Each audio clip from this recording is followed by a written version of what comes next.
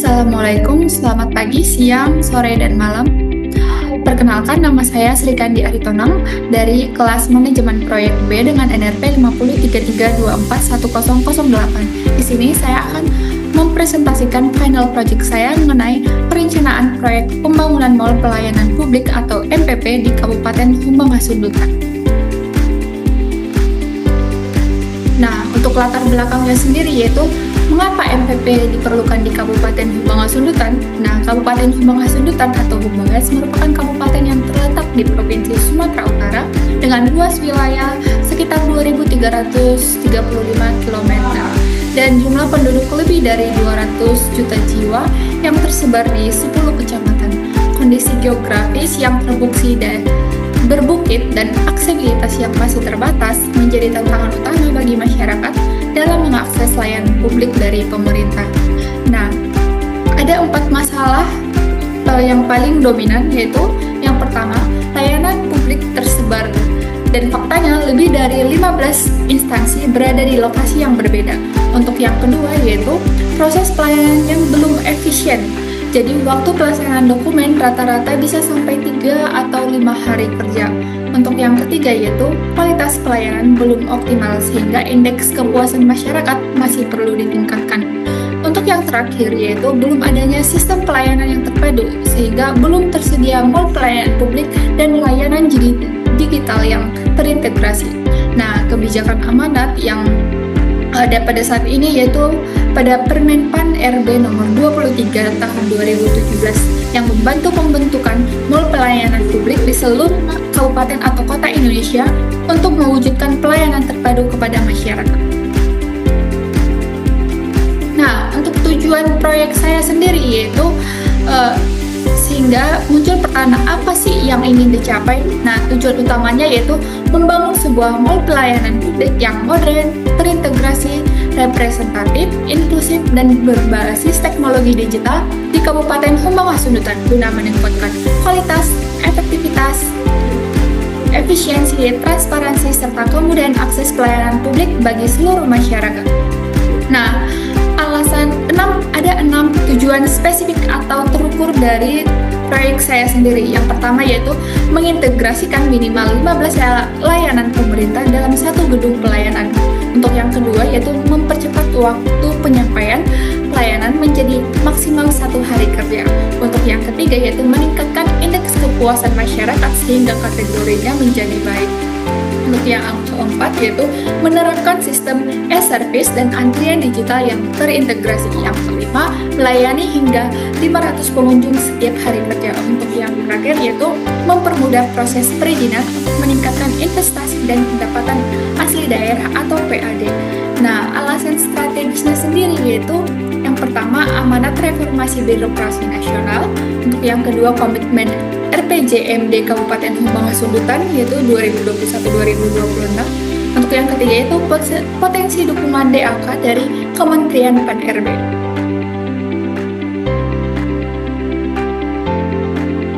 Nah, untuk ruang lingkupnya sendiri atau output dari proyek ini yaitu yang pertama yang termasuk dalam lingkungan proyek yaitu penyusunan DED atau Detail Engineering Design dan dokumen teknis, konstruksi gedung MPP 3 lantai, instalasi MEP yaitu listrik, AC, lift, genset, dan pemadam kebakaran, sistem IT terintegrasi, pengadaan perabot dan perlengkapan kantor, pelatihan 80 operator layanan MPP, dan soft launching dan serah terima dari MPP sendiri. Untuk yang tidak termasuk dalam lingkup proyek yaitu infrastruktur jalan akses menuju MPP, biaya operasional MPP setelah serah terima, renovasi kantor dinas lama, dan pengembangan sistem SIMBA yang sedang berjalan.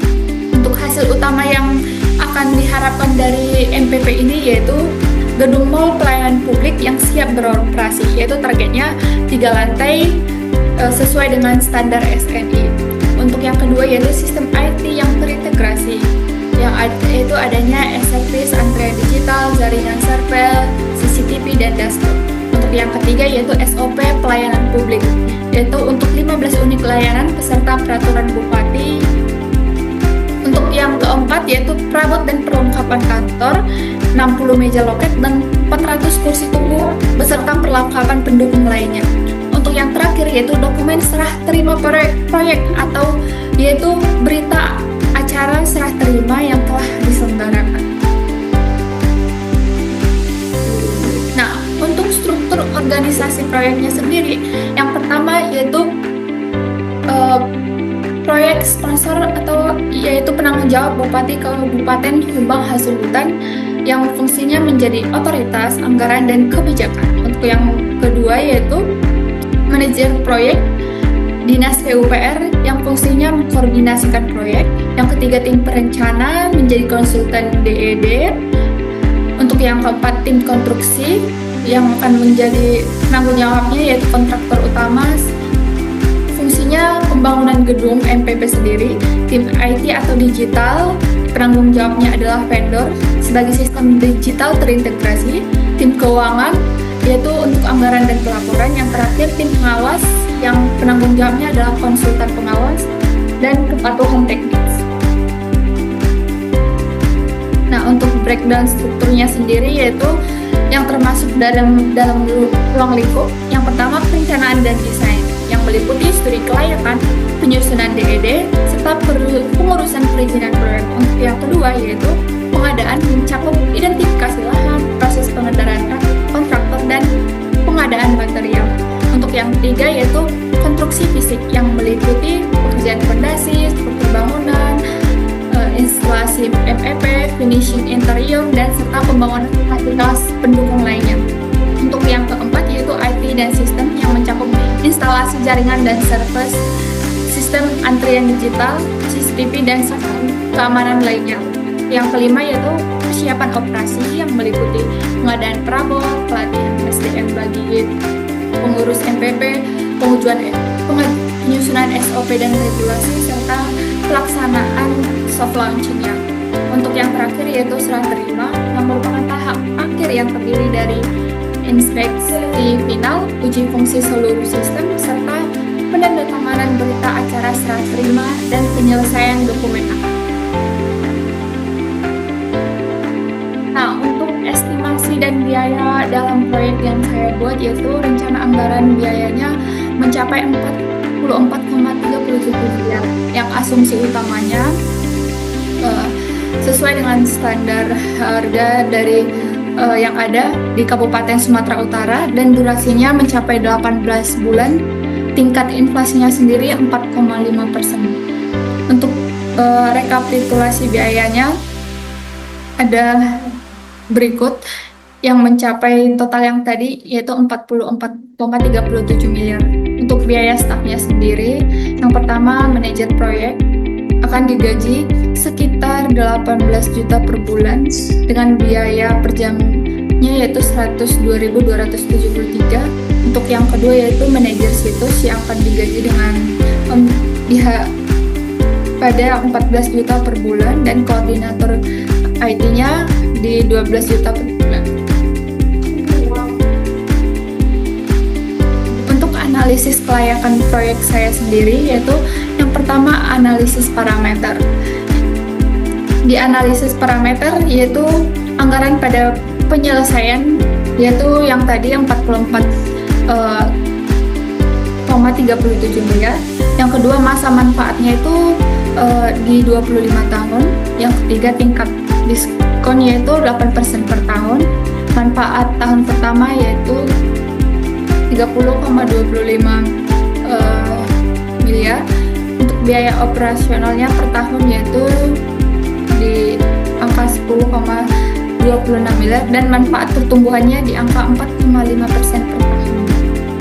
Sumber manfaat ekonomi per tahunnya yang pertama yaitu penghematan biaya masyarakat jatuh pada 10,625 juta. Yang kedua penghematan waktu produktif jatuh pada 9.375 juta.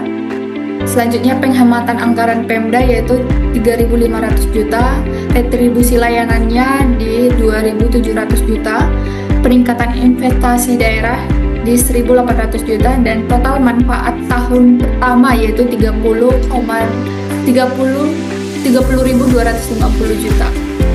Nah, untuk indikator kelayakannya sendiri di NVP itu statusnya sangat layak, di IRR juga sangat layak, payback periodnya juga layak, terbukti dari hasilnya 2 tahun 6 bulan, dan benefit cost ratio-nya juga sangat layak.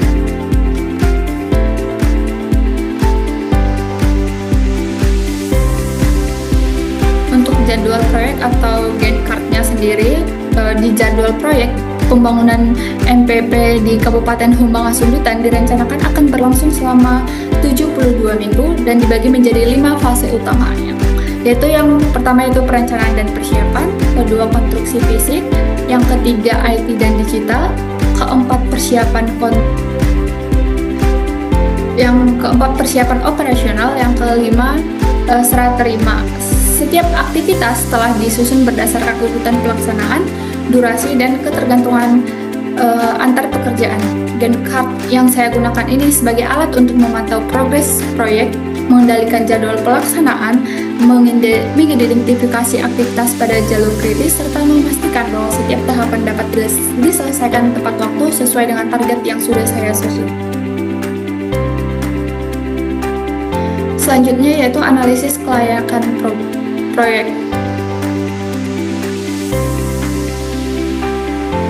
Yang selanjutnya adalah network diagram dan critical path. Di sini sudah saya buat gambar dari networknya sendiri, dan untuk critical path-nya, jalur kritisnya ada 22 aktivitas. Dapat kita lihat sebagai berikut.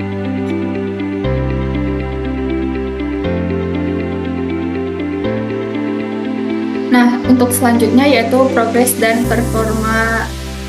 Untuk MPP-nya sendiri, data dasarnya, anggaran dan penyelesaian dari MPP sendiri jatuh pada sebagai berikut, dan titik pelayarannya di minggu ke-36 50% dari total durasi. Tingkat diskontonya pada 8%. Nah, untuk interpretasinya sendiri berdasarkan hasil proyek yang tadi, proyek ini akan diperkirakan membutuhkan biaya tambahan sekitar 28,78 miliar untuk menyelesaikan sisa pekerjaan, sehingga total biaya akhir menjadi 45,69 miliar atau sekitar 1,32 miliar di atas anggaran awal yang tadi. Nilai TCPI-nya sebesar 1,017 menunjukkan bahwa proyek masih dapat diselesaikan dengan target yang realistis, namun diperlukan pengendalian biaya dan efisiensi pelaksanaan pada sisa pekerjaan.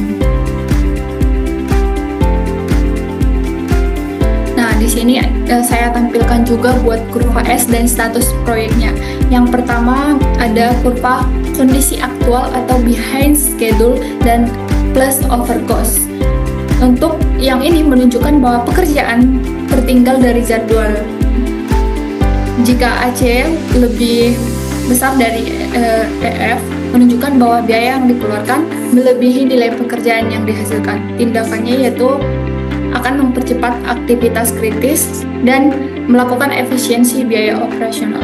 Untuk kurva yang kedua yaitu behind schedule plus under cost, yang dimana pekerjaan masih tertinggal di jadwal, namun biaya dikelola lebih efisien dari nilai pekerjaan, yang dimana kondisi ini terjadi ketika pekerjaan lambat namun tidak ada pemborosan. Fokus pada akselerasi jadwal tanpa menambah anggaran.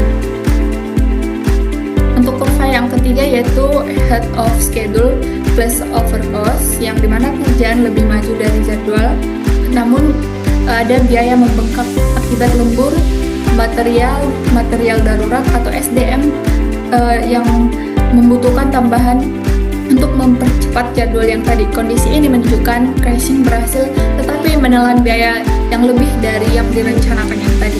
Untuk kurva yang keempat yaitu kondisi ideal, yang dimana pekerjaan lebih maju dari rencana, biaya lebih hemat dari nilai pekerjaan yang dihasilkan.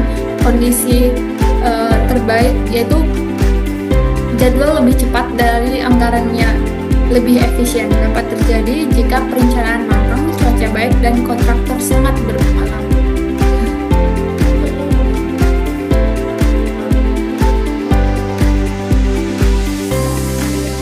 Untuk yang selanjutnya yaitu outsourcing dan progress plan-nya. Untuk yang pertama yaitu ada 5 paket vendor yang ada metode seleksinya tersendiri, yaitu seleksi kualitas dan biaya, tender terbuka, pertunjukan langsung, dan seleksi langsung.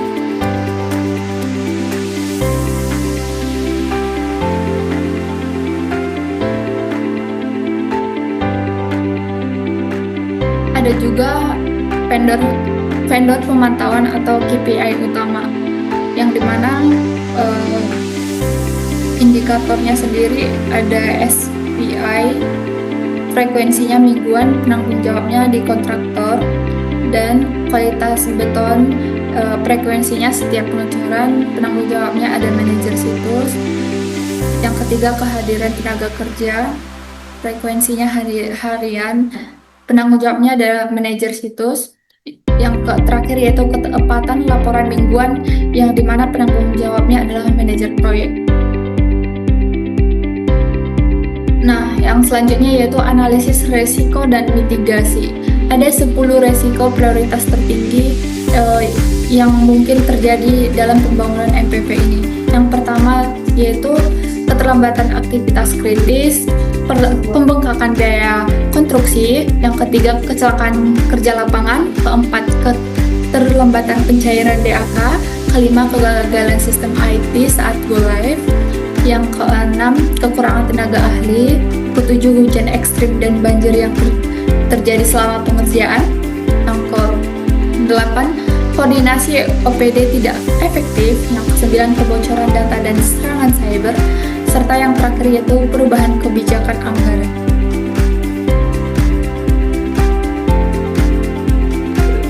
Yang selanjutnya itu analisis resiko dan mitigasi.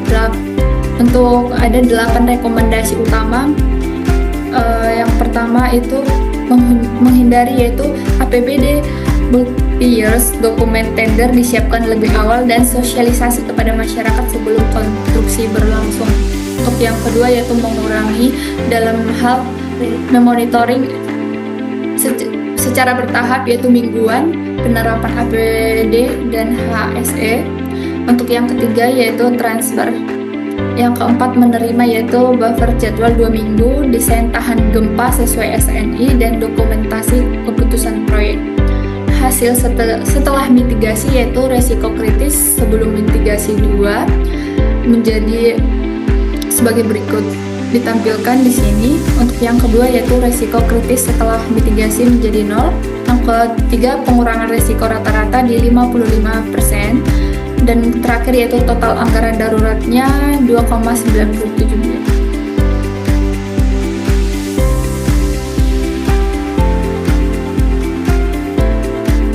Slide selanjutnya akan dibahas project controlling dan evaluasi. Yang pertama pengendalian jadwal, yaitu memonitoring SPI mingguan melalui controlling tersebut.